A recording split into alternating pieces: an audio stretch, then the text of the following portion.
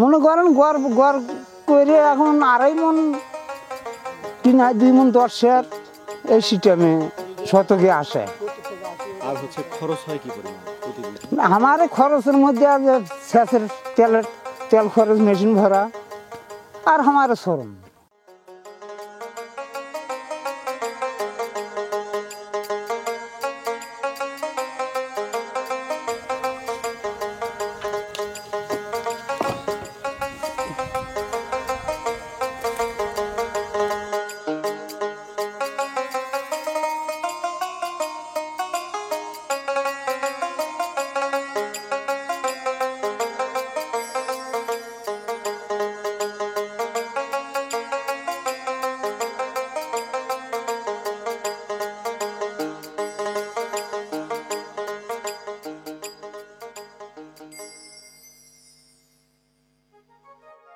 বাংলাদেশের উত্তর এলাকা থেকে রঙিন মিষ্টি আলু রপ্তানি হচ্ছে সুদূর জাপানে। ভাবা যায়?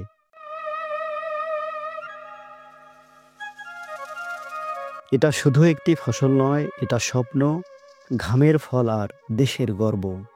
এটি এমন এক কৃষিপণ্য যা আজ জায়গা করে নিয়েছে আন্তর্জাতিক অঙ্গনে।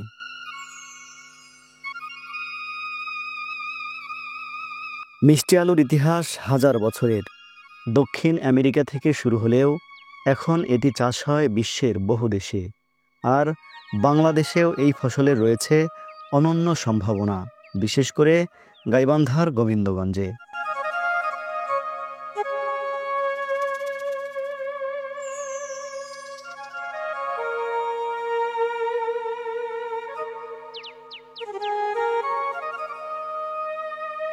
গাইবান্ধা জেলার করতোয়া নদীর পাড় ঘেঁষা বড়দহ সেতুর আশেপাশে এক বিশাল এলাকা জুড়ে চাষ হয় এই রঙিন মিষ্টি আলু, যা প্রকৃতির এক বৈচিত্র্যময় দান যেন এই ফসল। গাইবান্ধা গোবিন্দগঞ্জ সড়ক ধরে বড়দহ ব্রিজে উঠলে দক্ষিণে করতোয়া নদীর দিকে তাকাতেই চোখে পড়ে এক মনোরম দৃশ্য। সারি সারি খেতে চলছে কৃষকের ব্যস্ততা।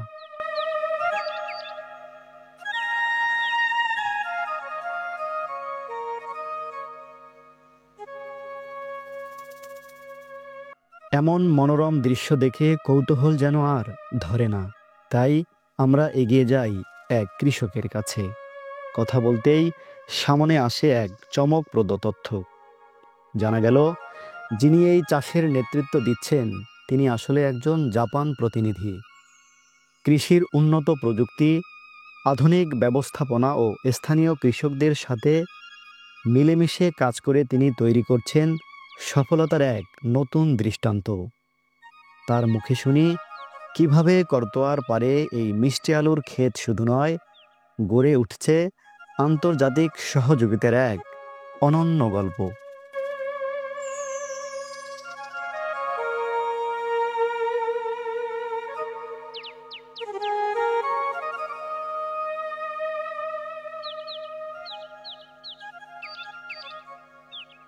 এগুলো আলু প্রথমেতে ওই আমাদের এই জাপান জাতীয় আলু, জাতের নাম হলো কোকাই 14।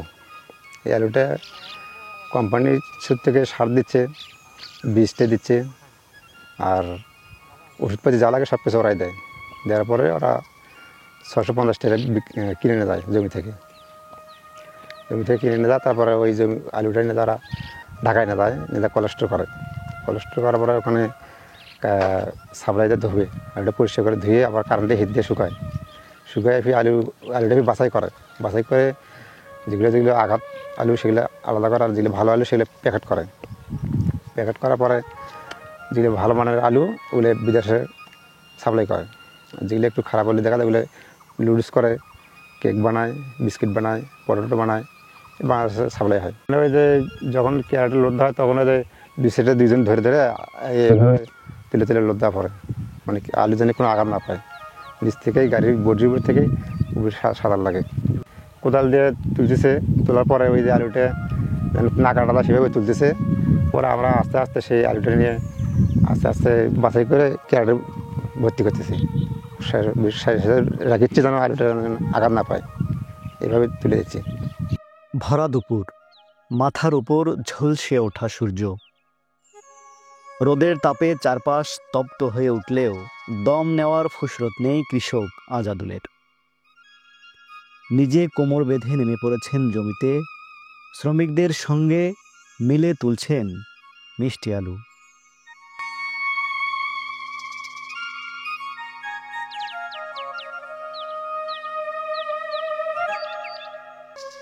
কোদালের ধারালো কোপে মাটি খুঁড়ে খুঁড়ে বের করে আনছেন একের পর এক লালচে রঙের আলু। প্রতিটি আলু যেন মাটির নিচে লুকিয়ে থাকা এক একটি গুপ্তধন, যা তুলে আনা হচ্ছে যত্ন আর কষ্টের বিনিময়ে।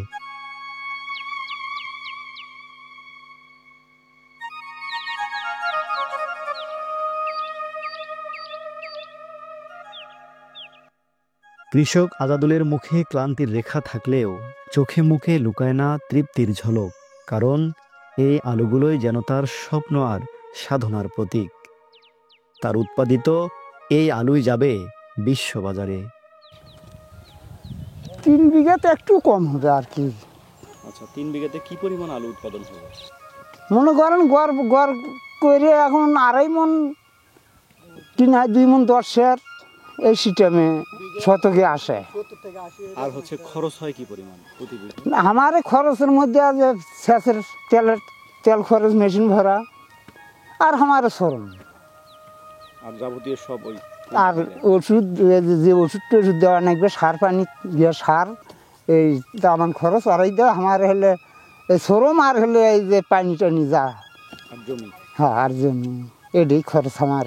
আচ্ছা, তাহলে সার, কীটনাশক, তারপরে হচ্ছে যে নতা, হ্যাঁ সব দেয় তারা? হ্যাঁ, সব দেয়। হালকে দেয় না, হাল জমি আলাদা দেওয়া না, আপনি হচ্ছে হাল, আপনাদের শ্রম, আর হচ্ছে সেচ, হ্যাঁ, এটা আপনার এটাই। যাবতীয় সব তাদের। হ্যাঁ,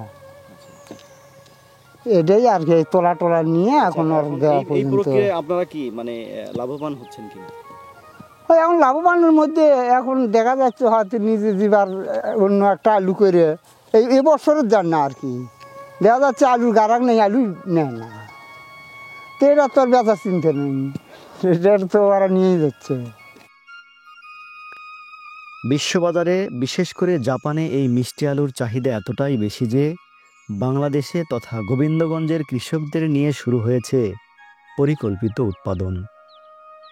এই কার্যক্রমের মাধ্যমে শুধু উন্নত মানের আলুই উৎপাদন হচ্ছে না, পাশাপাশি আন্তর্জাতিক বাজারে বাংলাদেশের কৃষির সম্ভাবনাও ছড়িয়ে পড়ছে।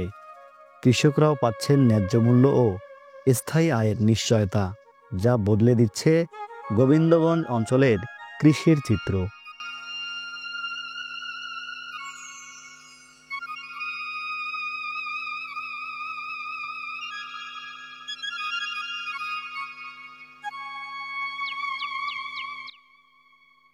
কৃষকের ধ্যানে জ্ঞানে মননে মগজে যেন শুধু মিষ্টি আলুর চিন্তা। ফলনের সময়টায় তাদের যেন এক মুহূর্ত বিশ্রামের সুযোগ নেই। তাই দুপুরে বাড়ি ফেরা তো দূরের কথা, মাঠের পাশেই নদীর ধারে গাছের ছায়ায় বসে চলে দুপুরের খাবার। এই খাবারের আয়োজন করেছেন কৃষক আজাদুল নিজেই, যা সহকর্মী কৃষকদের প্রতি তার এক নিঃস্বার্থ ভালোবাসার প্রকাশ।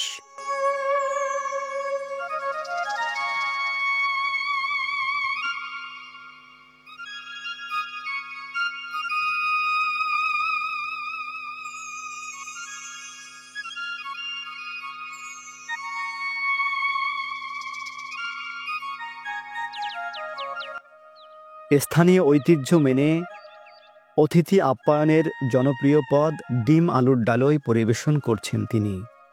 ক্লান্ত ও ক্ষুধার্ত কৃষকরা সেই সাধারণ অথচ হৃদয় ছোঁয়া খাবার খাচ্ছেন পরম তৃপ্তিতে, যেন মাটির ঘ্রাণ মাখা শ্রম আর বন্ধুত্বের এক সহজ সরল উৎসব। একই মাঠে আলু তোলার কাজে ব্যস্ত আরেক কৃষক শমসেল। মাটির সঙ্গে তার সখ্যতা জন্ম থেকে, আর এই চাষাবাদই তার জীবনের অবিচ্ছেদ্য অংশ। আলু তুলতে তার পাশে কাজ করছেন স্ত্রীও। দুজনের মধ্যে বোঝাপড়াটা যেন নিঃশব্দেই সম্পূর্ণ। এই দৃশ্য শুধু পরিশ্রমের নয়, এটি একান্ত পারিবারিক একতারও প্রতিচ্ছবি। স্বামী স্ত্রীর এমন মিলিত প্রয়াসে যেন আরও বেশি ফলদায়ক হয়ে ওঠে জমি, আর পরিশ্রমের সঙ্গে গাঁথা থাকে ভালোবাসার গল্প। গাইবান্ধা জেলা কৃষিক্ষেত্রে বর্তমানে উল্লেখযোগ্য অবদান রাখছে মিষ্টি আলুর চাষ। কৃষি বিভাগের তথ্য অনুযায়ী চলতি বছরে জেলায় 688 হেক্টর জমিতে চাষ হয়েছে মিষ্টি আলু।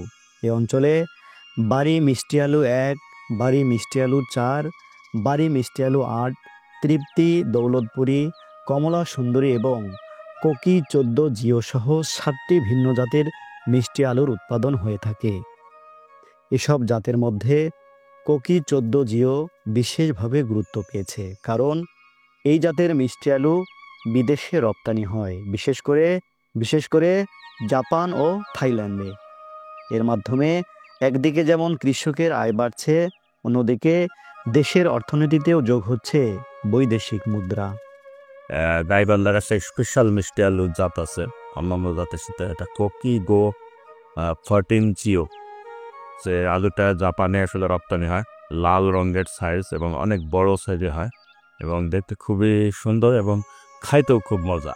এবং জাপানিরা এটাকে চুইংগাম বা পাউডার হিসেবে শিশুখাদ্য হিসেবে ব্যবহার করে, পাশাপাশি সিদ্ধ করেও কিন্তু দেশে এবং জাপানিরা খায়। মিষ্টি আলু শুধু দেখতে সুন্দর নয়, পুষ্টিগুণেও ভরপুর। এতে রয়েছে beta carotene, fibre, vitamin A, C এবং নানা অ্যান্টিঅক্সিডেন্ট। ডায়াবেটিস, হৃদরোগ বা হজমের সমস্যাও এটি দারুণ উপকারী। 2018 সাল থেকে ধীরে ধীরে বিদেশে রপ্তানির পথে হাঁটছে এই রঙিন মিষ্টি আলু।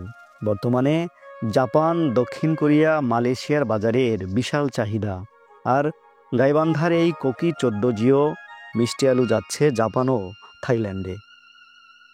বিদেশে রপ্তানির জন্য মিষ্টি আলু বাছাই প্রক্রিয়া সম্পন্ন করা হয় অত্যন্ত সতর্কতার সাথে। আলুর গুণগত মান অক্ষুণ্ণ রাখতে জাপানে পাঠানোর জন্য এসব আলু হাতে গ্লাভস পরে সরাসরি স্পর্শ ছাড়াই বাছাই করা হয়। বাছাইকৃত রপ্তানিযোগ্য আলুগুলো আলাদা করে রাখা হয় ঝুড়িতে, আর অবশিষ্ট আলু জমি থেকেই বিক্রি করে থাকেন কৃষকরা। এই জাতের মিষ্টি আলুর এতটাই চাহিদা রয়েছে যে বাজারে নিয়ে যাওয়ার প্রয়োজনই পড়ে না, জমি থেকেই কিনে নিয়ে যান ক্রেতারা। এতে করে সময় ও শ্রম উভয়ই সাশ্রয় হয় এবং লাভবান হন কৃষকরা। 600 টাকা মন কিনলাম আর কি। এই সব আলু কি আপনার জমি থেকেই কিনে নিয়ে যাচ্ছেন? হ্যাঁ, আমি জমি থেকে কিনে নিচ্ছি, কিন্তু এমন এক সময় আমরা আসি বাড়ির উপরে পাইনি বিদেই পাতারে রাখা লাগে, জমি রাখা লাগে। এই চাহিদা কেমন বাজারে? যাক, এটার চাহিদা একটু আছে মোটামুটি। মিষ্টি আলু এখন শুধু একক কৃষিপণ্য নয়, এটা হয়ে উঠছে গ্রামীণ অর্থনীতির চালিকা শক্তি। এক নতুন দিনের প্রতিচ্ছবি, যেখানে দেশি কৃষক জিতছেন বিশ্বমঞ্চে। প্রক্রিয়াজাতকরণ, সংরক্ষণ ও পরিবহনের সহায়তা সহ প্রযুক্তি ও প্রশিক্ষণের সরকারি সহায়তা পেলে বাংলাদেশ হতে পারে মিষ্টি আলুর বিশ্ব নেতা। এইরকম আরও অনুপ্রেরণার গল্প পেতে সাবস্ক্রাইব করুন আমাদের চ্যানেল আর ছড়িয়ে দিন এই গর্বের গল্প।